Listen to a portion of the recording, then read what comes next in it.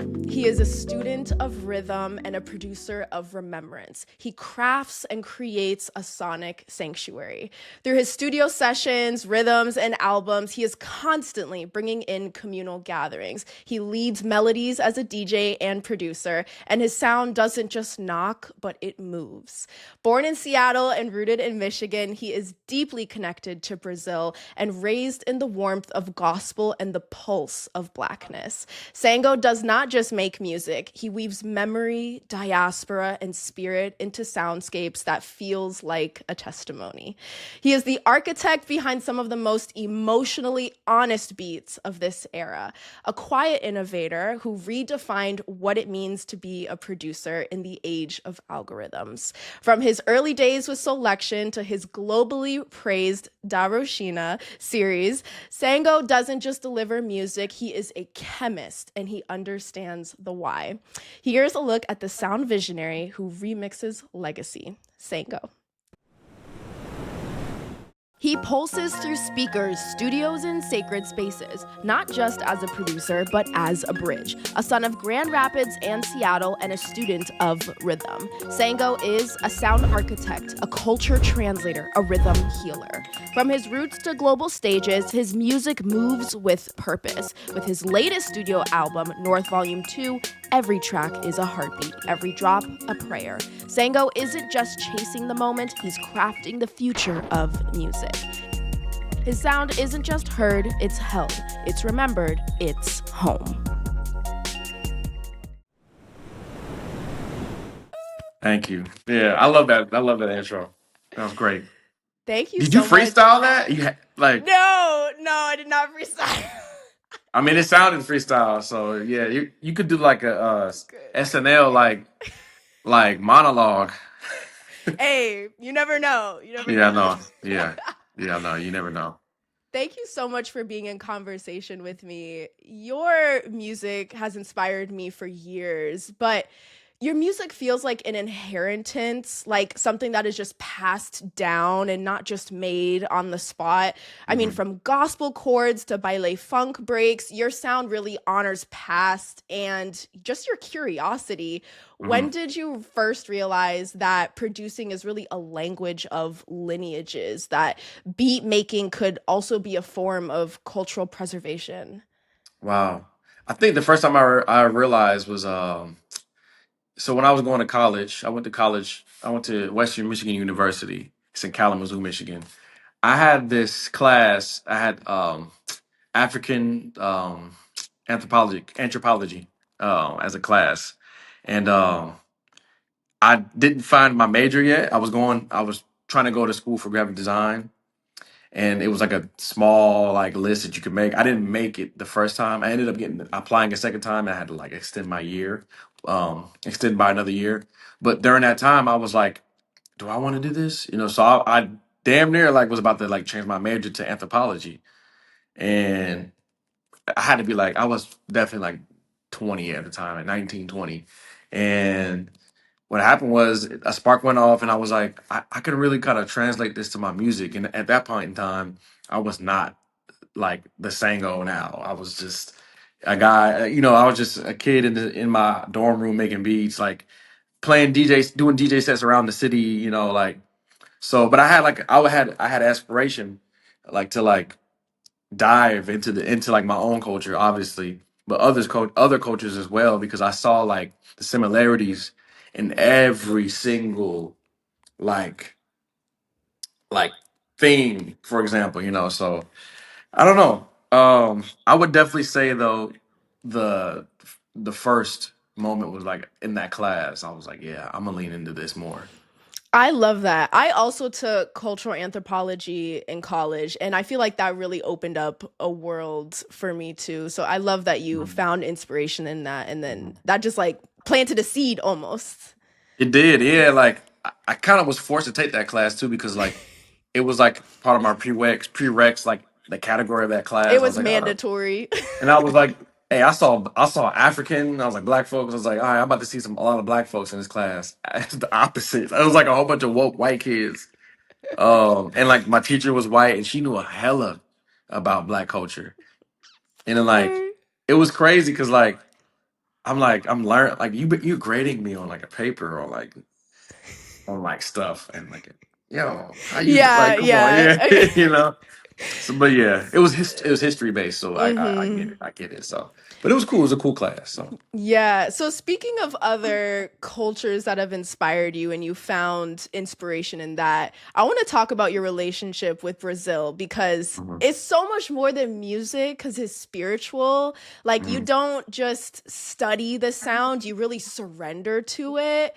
And mhm, in doing that, you've just created a whole portal for other people to enter that world respectfully. mhm, And what drew you into Brazilian music? Like, how has that connection mhm, deepened your understanding of just your own Blackness and creativity and kind of forming a mhm. global community around that sound? Wow, that's a good question. You know what's interesting is that when I go to Brazil, I'm reminded of like the Black American experience, right? Because the parallel is drawn because when you go to Brazil and you're Black, um, that's I guess technically 60 to 70% of the Brazilian population identifies as Black or mixed Black, whereas in America it's 12%. But the identity part is being Black American and being Afro Brazilian is isolating a bit because you're in a country you're in a country that's surrounded by Spanish speaking countries in Latin America, and we're um, Black folks that are living in North America, and specifically the United States, and living in the United States. You kind of feel like, you're not really attached to the Caribbean experience, and then like the West African experience as well. It's funny because I found out I was Jamaican, and like when I was like my senior year of high school, like I found out that I had a great grandfather from St. Anne, Jamaica that came here. Like obviously I didn't grow up culturally Jamaican, but all my Jamaican homies like, yeah, no, Sango, you Jamaican. Like, don't you gotta you no, we're not letting you leave. So I'm like, all right, cool. That's cool. I know I'm Jamaican. So They claimed you. They said you're ours. immediately, yeah. But ever since then, it's funny because like I always had like Jamaican stuff around, and I always listened to reggae growing up and like a Nice. dance hall growing up. So it was just like by way It of made like sense. it was in me, you know what I mean? Like, but Hmm. to answer your question directly, and to not kind of go back to it, but like the reason why us Americans and Brazilians share that same identity is because like we are we are who we say we are, and like we're like rooted in that identity, and like and there's a lot of us, you know what I mean? Like when you outside of Africa, the top two places in the world with the most Black people, like population wise, is Brazil first, United States of America second. Mm. Everywhere else is like it's crazy. You'll be shocked, like the numbers difference. So like when I went to Brazil and how that all started as well, it was like a deep dive into like just being on the internet, right? Just endlessly and like, what does this sound and how does this make sense? And then me realizing that Jay Dilla was doing this as well. Mm. Um, people before me like Madlib and like even like um earlier in like the 70s and 80s, like the I'm not even sure how to call it, but there was a rush, a soul like like an African American soul music rush to Brazil, that influenced their musicians like Gilberto Gil and like Tim Maya and like Javan and all those people, right? Inspired by Black American soul, but taking it into their own way, and now it's popular Brazilian music, so that's what they call it down there. Wow. And like samba and stuff. They have their own, thing. So but like a kid on the internet just on Tumblr scrolling and like finding some nugget that like felt like home, and I found out later Mm. on, oh, these guys are sampling Miami bass records and Oh. Atlanta bass records, and like all that stuff is electro rooted, and like, oh, that stuff came from New York and Detroit and Chicago, where I'm from, up Midwest. So it's just like, oh, the things that you like, there's a reason why you like them. You know what I mean? So baile funk carioca made sense because it always has made sense sonically to me. So meeting people that I can like learn more about, it just helped the experience, and like when I was doing that, I was helping them understand Black American music. You know what I mean? So, and it's funny how everybody's inspired by each other. It's like Yeah. it's crazy, you know. I love how you have weaved the inspiration because, like you said, they're inspired by us, we're inspired by them, and it just shows that interconnectedness of just like the human experience too, and then how Mhm. that transmutes sonically. I love how Mhm. you brought that up. Um, you recently collaborated with FIFA Sound. Yeah, Ah, crazy. congratulations! Thank you, thank you.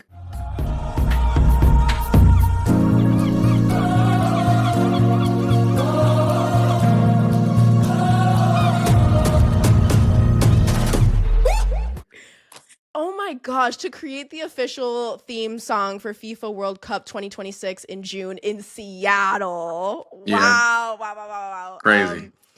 That is so huge and exciting. I mean, Hmm. can we talk about what this means culturally? Because, first of all, an honor to work with FIFA. And I'm sure, like, the young man you were growing up with dreams to, you know, curate musical experiences for the world on just like another type of stage. Do you like just talk about that? Talk about it. Yeah, I mean, like it was a surprise. I thought it was a spam email at one point. I kind of sat on it and I was like, I ain't finna answer this. But like, I answered it. So, oh, this is legit. Like, yeah.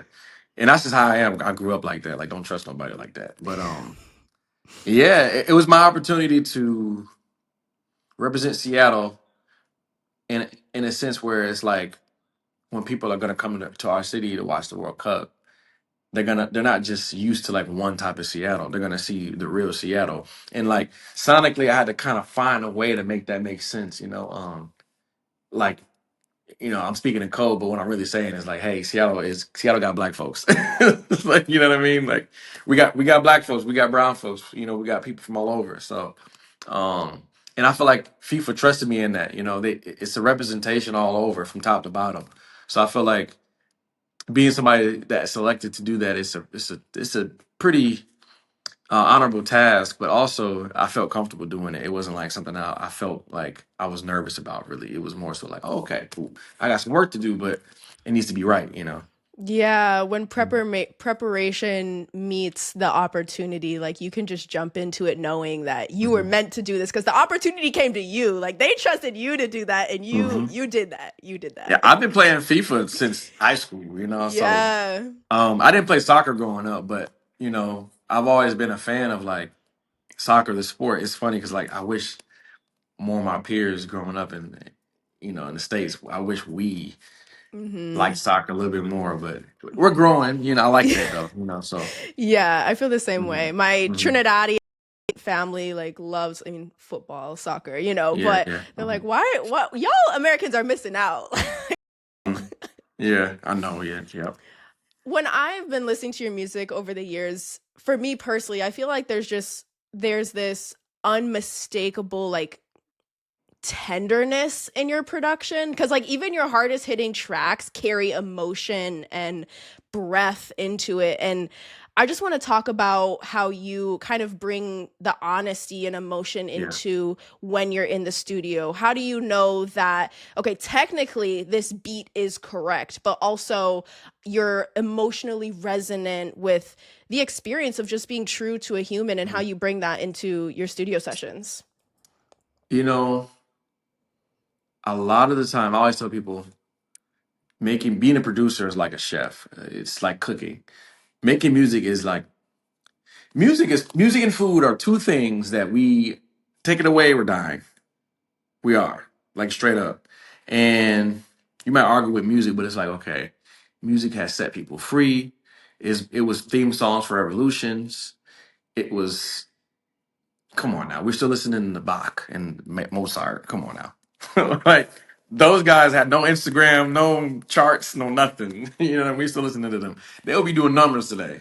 So um when you look at it like that, you look at everything is situational. Like, okay, the artist I'm working with, what's their palette? Well, what are they allergic to? What are they not trying to hear? How, what did they grow up eating? Let's be open. Let's have open ears and have open minds on what we're trying to do in the studio session. So that emotion is like it's a switchblade. It's like right here on my pocket, and I can pull it out and like, is this it? Is this the one? You know what I mean? Like I can get at it right now and like carve some crazy emotional experience, or I got some stuff already made already. Take your pick. You know, depending on the studio session, but yeah, the emotional piece is like subconscious. It's not like I'm out here like, man, how am I gonna get the people going? Like, nah, I'm just being me, and like people love. I feel like two people or many people that are working together, they fill each other out, and then if it's clicking, then it's a thing. It's like now you're in the kitchen cooking.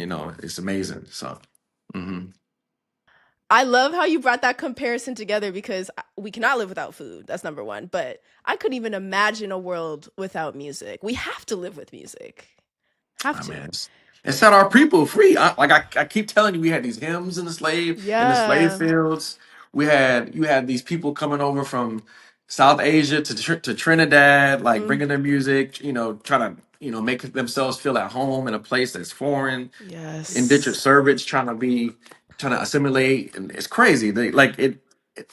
Our music is like our identity. It's part of our identity. So you take Mm-hmm. that away, you don't really have it's like now you're stripping away like okay like what we're gonna wear now. That's why when you Mm-hmm. go to jail, everybody wears the same thing, and then they eat the Right. same bland food. It's like a mental thing. So Yeah.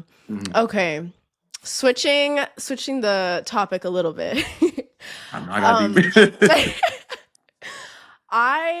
I've been listening to you since I was 14 and now I'm 24. Wow. So, yes, like your first albums with Xavier Omar have been like the soundtrack to such pivotal moments in my life, and I just love how your discography has collaborated with so many incredible artists. Like you're on tour with Kate Tronada right now, Gold Link, Smino, Masego, Jules, like hmm it's so good.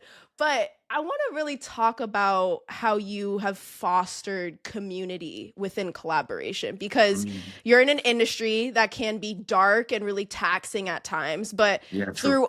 through all of this artistry, you have connected, like continued to connect people throughout all of this music. So, what have you learned looking back throughout all of the seasons of collaboration?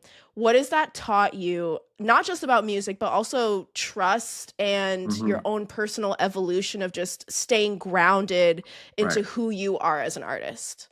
That's a good question as well. I'm gonna tackle this in a layered way. I think when I started out making music, pretty much for the most part, unless you grow up around a situation where you're like around the music industry, like as a kid, like because you have a parent or an uncle or aunt, so example.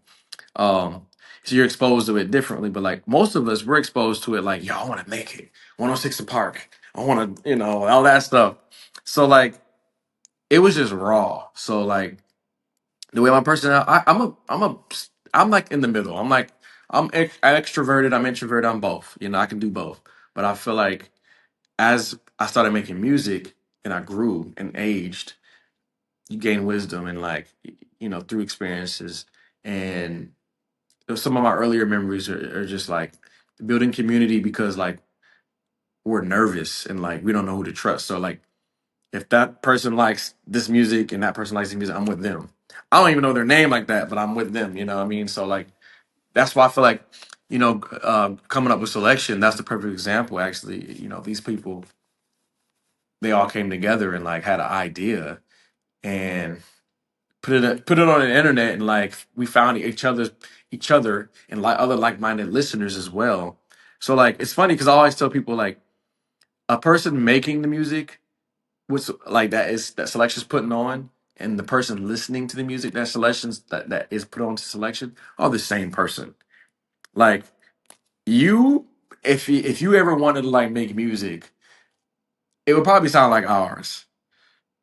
You know what I mean? Because we come from the same background essentially, and like the same mindset, and like what we find is attractive in music. You know what I mean? Like our tastes are similar to it. Like I would definitely agree. Like if we sat down and compare a playlist, there's some overlapping that's going to happen. So you kind of look at it like that, like the listener and the musician aren't really too far off from each other. It's just one. It's just it's a more of a like a gift. The gift is in my hands, where the gift is right here for you. Like people are like, there's some like amazing listeners out there, like better than musicians. Like I feel like my dad is one of the best listeners, music listeners I've ever met. Like he remembers songs, lyrics, albums, dates. This guy did that. That guy, he was married this guy. They used to be, da, da, da. It's just, it's crazy, So, that community early on made me feel like, okay, if I can just stick together with a few people, I can get through it. And like, like I was raised right as well, so I'm not gonna fall for anything. I mean, I'm blessed to not have been in a situation to be taken advantage of, like, of my like, gift and talent. But I mean, it's crazy out there. But it's funny because I grew up. I'm a suburban kid, but like growing up in the suburbs, I'm the first generation suburb kid, right? So like we're the first ones that made out the hood. So Mm.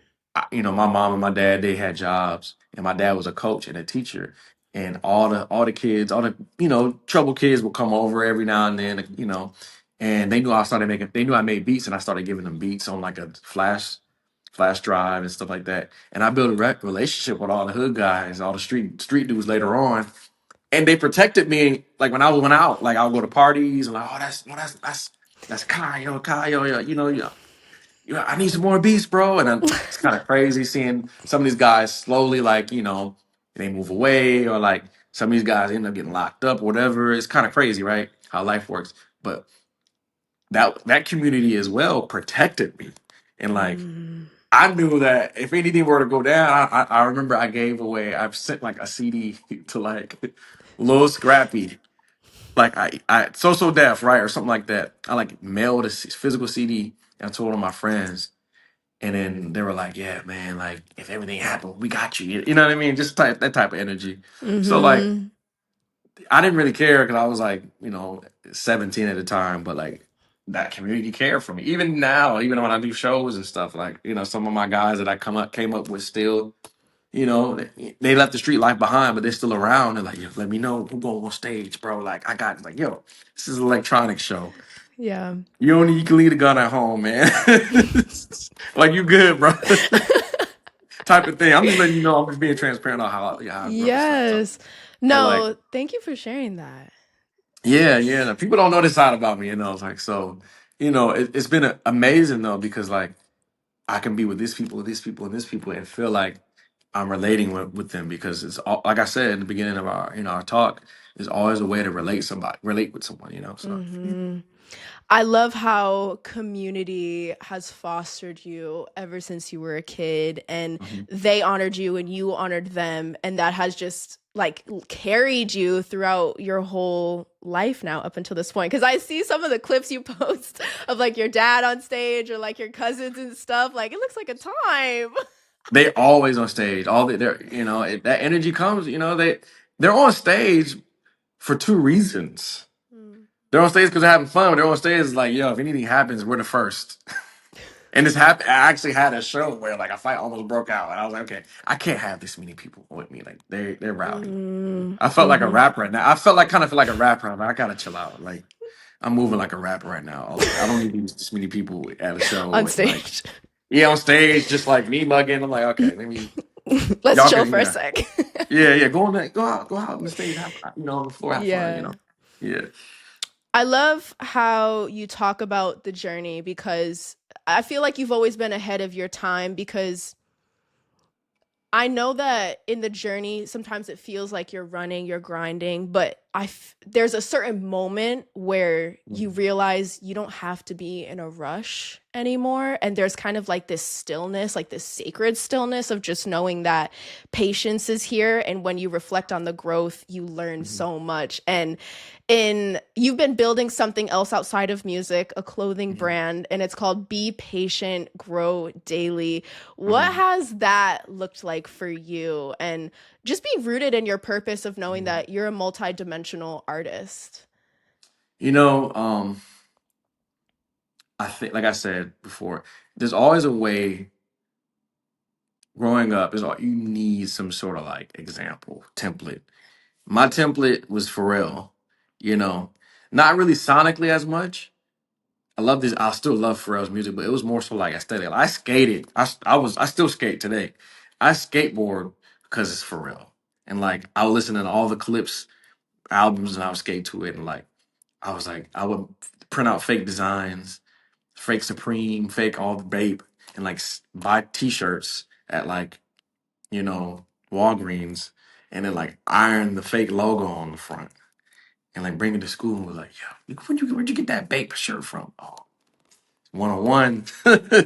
Where'd you get that from? And or like this, like I remember I printed this Goyard pattern like on like 10 different sheets of paper. My mom was like, "Oh, wait, running out my ink." And I like lined up this the Goyard pattern, right? On the bags.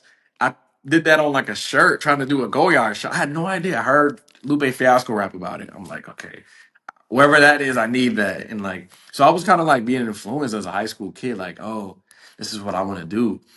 All those Odd Future kids, I'm like I'm like the generation before them. I'm the Pharrell, Lupe Fiasco, Kid Cudi guys, Wale, you know. So I'm trying to paint a picture here, like the type of kid I was growing up, just like random skate kid that was always like had hella friends trying to, so yeah, that brand that I Be Patient Grow Daily was always something I manifested. It's like I always wanted to make something and like, share my identity through clothing, and like it's more about the message for me, more or less than like the cloth. And it's important too, but I'm not as well versed in it. I just want the message to you know. So yeah, I'm even wearing Pharrell's like stuff right now. Love it. So on Pharrell and Nigo, So Yes. yeah, I'm inspired by these guys. So I hope I can inspire some younger kid, same way I was inspired. Yeah, it is about the message because Hmm. that's evident. The fact that you named your brand, that I think that says everything within itself. Hmm. As a husband and a father, your life off the grid is just really as layered as your music, and that duality really shows up in your work because it's soft and it's spiritual, but it's sharp and it's studied.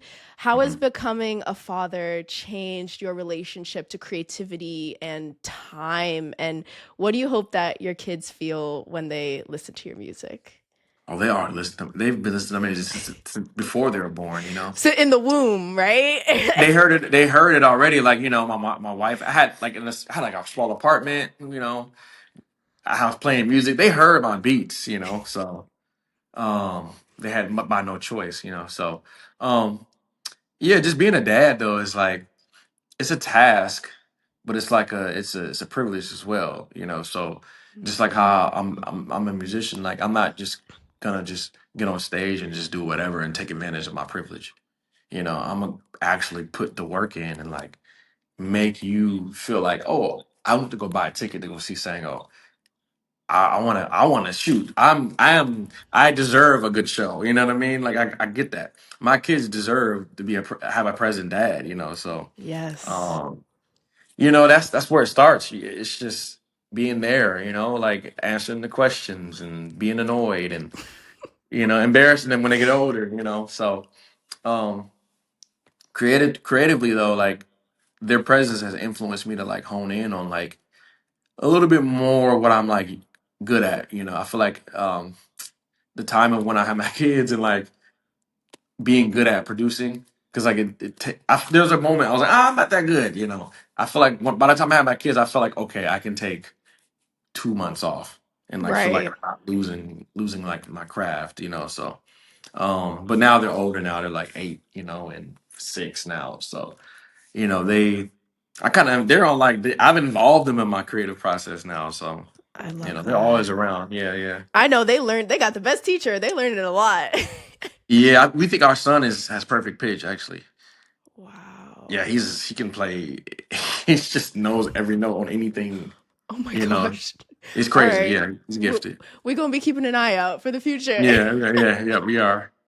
Your style has become a fingerprint. You've built a collective that just knows your sound by feeling. And I mean, what does that mean to you to have created that kind of presence without ever having to sacrifice your artistic integrity? You've been building for over 10 years, and I'm sure as you reflect and kind of describe what this decade has looked like, you've experienced that. But what would the experience in this past decade say back to you and where you are headed? Oh man, that's a good question. And it kind of ties back to the whole family thing. I had a fork in the road about when I was like in college, like 2014. And I was like, do I want to do music or do I want to just be a graphic designer and like work? My goal was to be a graphic designer and work for like Sony or RCA as an in-house designer. I wanted to be around music at some point. I was like, this looks kind of grim. I don't know. I mean, I've done shows, I've done DJ sets and stuff like that. Um, I decided to stick with music making though. And let me lean into this more. I feel like I can. I'm not even trying to like blow up at this point. I just want to just see where this takes me. I ended up blowing up in college. Like it was crazy. It was kind of crazy. I even had like I was taking a test one time, and it was like art history. And then the teacher's son came in and was like, "Mom, is Sango here?" Literally. And like I took a photo. I was crazy. It was like I was like, "This is happening right now." And then my teacher was like, "You can't do that. We're taking a test." Yelled at him in the back. Oh, I thought the class was over. Da, da, da, da, da. And then he saw me. He was like, "Can we take a picture, man?" Middle of the class. We finished our testing. I get up. All the whole class sees me, and we just take a photo in front of the class. And people are like, "Yo, who are you? What the heck? What is this?" It's just. And I was not who I was now. This kid was just following on my Instagram, and he found out that I went to that school, and he was like, "No way, my mom teaches Sango," and like so. That was crazy. And then I was like, yeah, let me continue to make music, in that way. So that was kind of like the origin story of like um, the first half of my career. So to answer your question, what I guess old me say, I'm glad you stuck with it because, yeah, if you would have chose that, you probably would have been somewhere else. So yeah. It's always those little signs and symbols that remind us that we have to keep going because we are our biggest critic or our Hmm. own worst enemy, Hmm. thinking that, oh, maybe I shouldn't be doing this. Maybe I'm filled with self-doubt. But Hmm. those little things that remind you that you are on the right path, it Yeah. really means more to us than anyone else would ever Hmm. understand or know. Yeah, Yeah. you're right. Kai, Sango, you are amazing. Thank you so much for Thank you. being in conversation with me. This is an honor. The way that you connect cultures and weave tapestry and sound is so inspiring, and I'm so excited to see all of your future endeavors. Thank Thank you. you. Thank you. Appreciate that.